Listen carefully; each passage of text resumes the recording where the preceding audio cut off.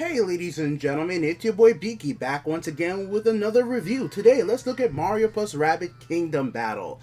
And this game starts off like crazy. We start off, well, what looks like the real world with a young Nintendo fan. And out of nowhere, a time machine, washing machine shows up and basically merges together the Mario Kingdom and the Rabbids Kingdom via this helmet that this girl in the real world that was a Nintendo fan that was making, called the Super Merge helmet that she was trying to make to solve, well, global power crisis.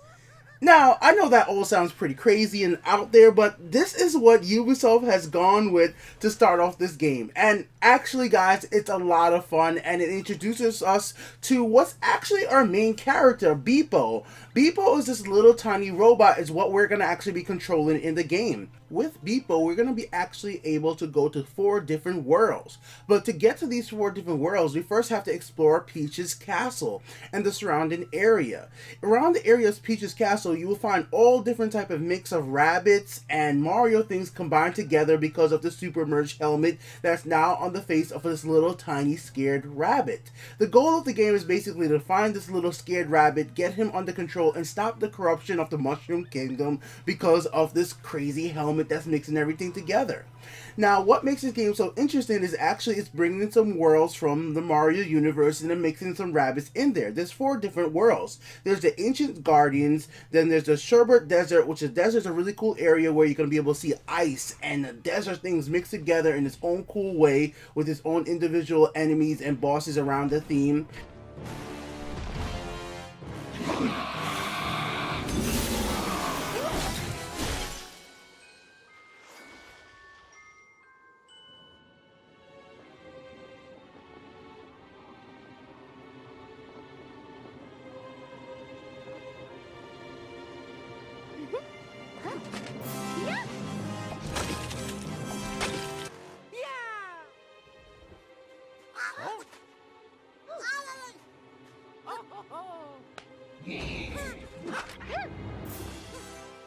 And number 3 is definitely my favorite, the Spooky Trails. Not because it's how haunted and Halloween time is about to come up, but this has literally one of the best bosses I've ever faced in video games in a long time. The boss here is such a greatly made, so fine and detailed, really funny. Here, just check out a little bit of what the boss does when you first meet him and how he starts singing.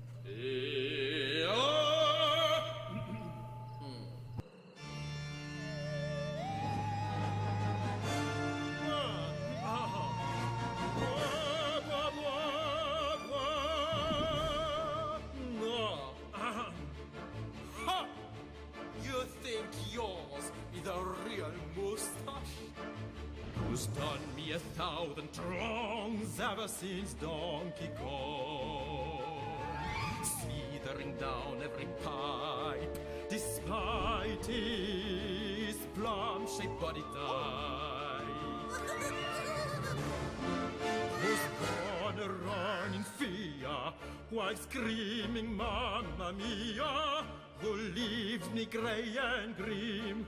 Oh, what does Peach see in him? Mario!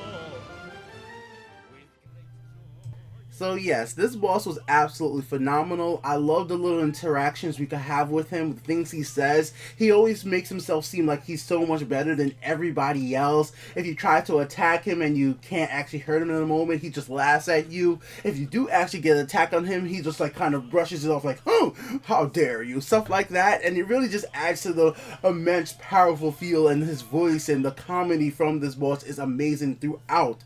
And well, how do we actually talk about battle in itself? Well, once you actually move into a battle and you get to start playing with Mario, Peach, Luigi, Rabbid Peach, Rabbid Yoshi, Yoshi themselves, it's a lot of fun because each one of these characters have their own skills. Now, let's talk about some of the skills for each character. So everybody has their own individual health, own individual movement speed. They have a dash attack, which is a movement-based attack. When you run into an enemy, you could deal some damage. But Mario, specifically for instance, has a stomp jump. So if you played any Mario Brothers games, normally you're able to jump on an enemy's head. Well, Mario has the ability like that in this game, where he could jump off a teammate and then jump on an enemy's head and then deal some massive amount of damage if you upgrade that skill on his skill tree.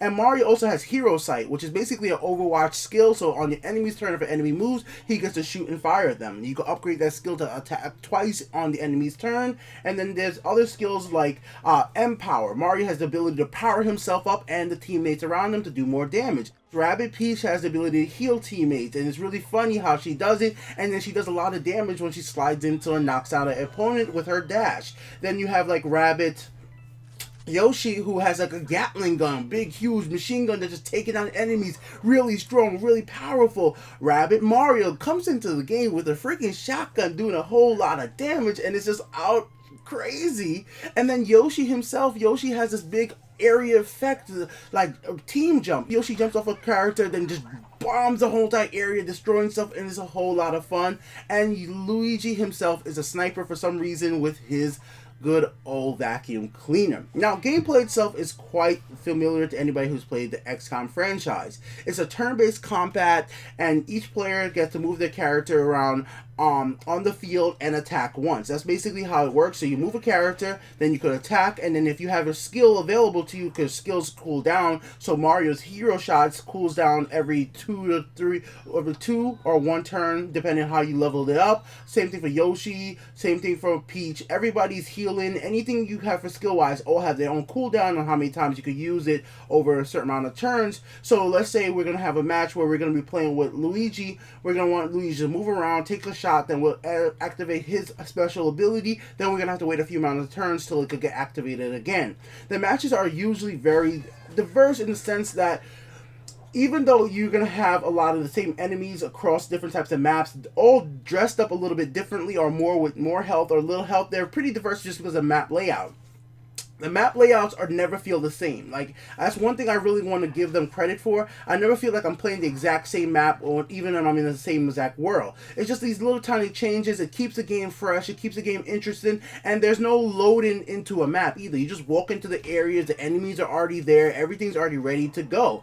The hardest thing about the game really is just when you get to harder difficulties, and some of the mid bosses get really annoying. So there are some bosses and some situations that get really annoying just because of how they could instantly have their super effective abilities hit you to make you turn into ice, turn you to stone, turn you into honey where you cannot move. And it's not like the regular heroes, Mario, Luigi, and so on, don't have these abilities. It's usually the bosses are not affected by these, and the bosses have certain abilities that could pull you closer. But I'll leave that for you guys to find out on your own, because definitely everything is able to be overcome with good strategy. The game overall is fairly easy. The game is not going to be something that's going to be dragging on for hours and hours, being really difficult. The difficult parts come into the boss fight and later in the game after World, I would say World 4 is really where it started getting a little challenging for me. But before that, you're going to be basically having a fairly good time getting through it. And if the game gets too hard, you could instantly activate this easy mode. With this easy mode, it gives your characters more health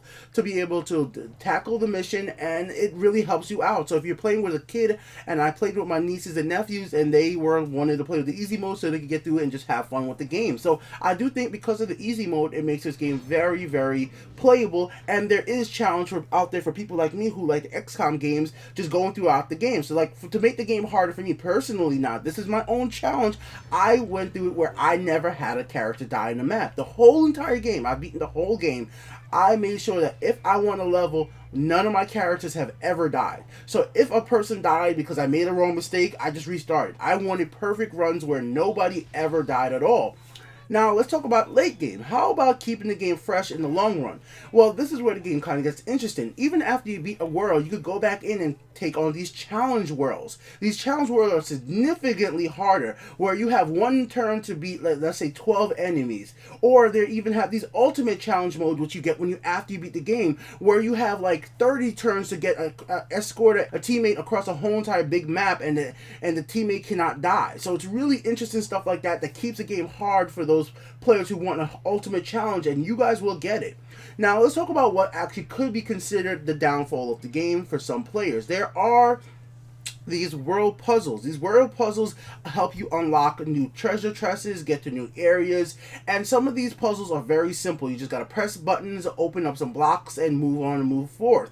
But some of them are really complex in the sense that they're just annoyingly complex. Not that they're difficult to figure out. They're complex because they just take too much time when you really want to just get back into a battle. The whole entire game took me about 30 hours to beat, but that was me doing challenges and so on and so forth. But I could definitely say a good like 2 hours I would have cut out of that if I wasn't wasting time doing some of these little puzzles. Once again, they're not difficult, they're not hard to figure out, they just take time to figure out because some of them are on the bigger side and just a little bit more complex, and I could definitely see some players getting a little annoyed with them, and my nieces and nephews, the younger crowd, kind of just wanted to get back into the battles themselves and not into these puzzles. Now, as I went on, I actually started enjoying them more because I'm just the type of gamer who was like, okay, some of the really huge and complex ones, I was like, okay, I'm really impressed that you guys are able to put something this big together, this complex together, and I'm really impressed by what they're showing me right now. But early on in the game, some of them just keep on being pretty repetitive with the puzzles to slide these blocks,